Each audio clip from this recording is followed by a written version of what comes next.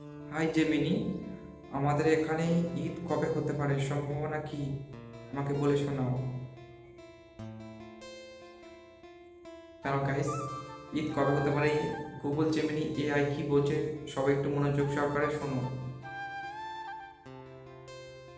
2026 সালে ভারতে পবিত্র ঈদ উল ফিতর আগামী 20শে মার্চ শুক্রবার অথবা 21শে মার্চ শনিবার হওয়ার সম্ভাবনা রয়েছে। চাঁদ দেখার উপর ভিত্তি করে তারিখটি চূড়ান্ত হবে। বিস্তারিত সম্ভাবনাগুলো নিচে দেওয়া হলো। 20শে মার্চ শুক্রবার, যদি 19শে মার্চ বৃহস্পতিবার সন্ধ্যায় রমজান মাসের 29তম দিনে চাঁদ দেখা যায়, তবে পরদিন 19শে মার্চ ঈদ উদযাপিত হবে। 21শে মার্চ শনিবার, যদি 19শে মার্চ চাঁদ দেখা না যায়, তবে রমজান মাস 30 দিন পূর্ণ হবে এবং ঈদ হবে 21শে মার্চ।